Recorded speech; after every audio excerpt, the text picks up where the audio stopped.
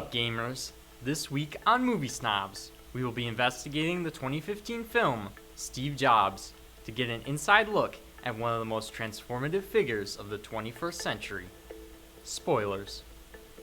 Steve Jobs starts off on an abrupt note, beginning precisely at the 1984 launch of the Apple Macintosh. Steve Jobs, the co-founder of Apple, is arguing with software developer Andy Hertzfeld as the demo Hertzfeld prepared has stopped working. Immediately after the argument, Jobs is interrupted by his advisor, Joanna Hoffman, who confronts him and argues that his plans for the Macintosh are unlikely to be successful. The second argument is interrupted by the arrival of Chrisanne Brennan and their daughter Lisa. Jobs, who denies that Lisa is his daughter, is angered by their appearance and accuses Brennan of extorting him, before relenting and offering Brennan money to buy a new home in a better school district for Lisa. In the aftermath of the launch event, Apple starts to go underwater financially as Jobs dedicates all of his energy to the Macintosh. This ends with him being fired from Apple.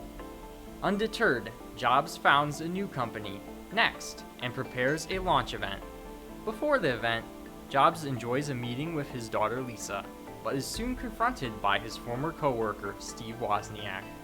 Wozniak asks Jobs to give him credit for the Apple II, but Jobs is unwilling to give out praise or apologize for his arrogance. As the event is about to start, Jobs runs into Apple CEO John Sculley, who seeks to explain to Jobs why he was fired.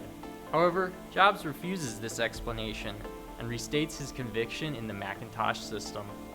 After these arguments, Jobs explains to Hoffman his plan for Next. He looks to tempt Apple into purchasing the company so that he will be reinstated in his former position. Amazingly, Jobs' strategy works.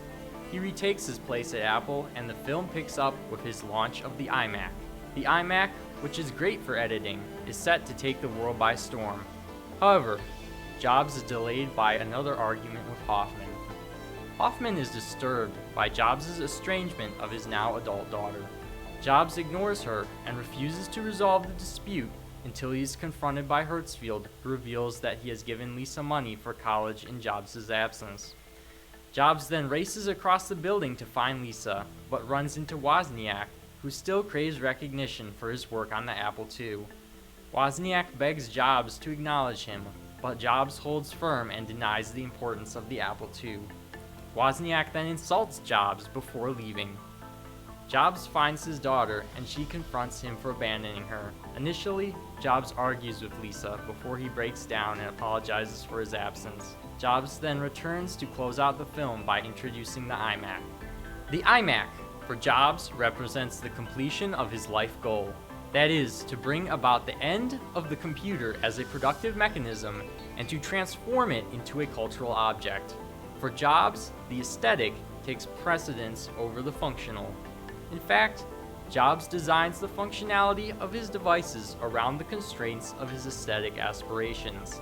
This process is most clearly shown in his design of the Macintosh, where he positioned the disk drive in a way that the machine resembled a human face.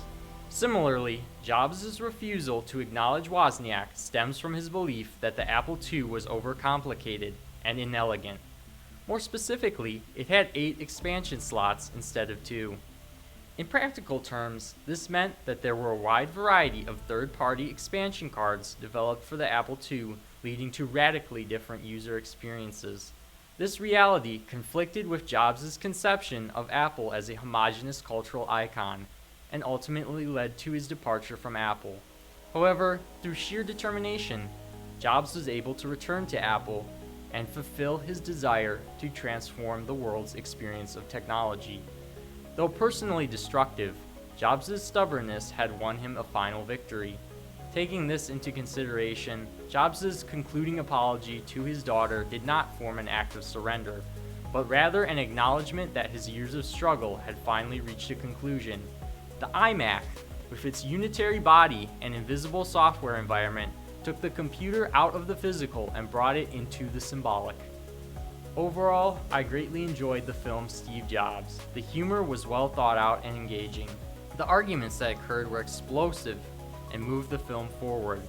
As a whole, the film, was an interesting look into the life and ideas of a person who changed the modern world.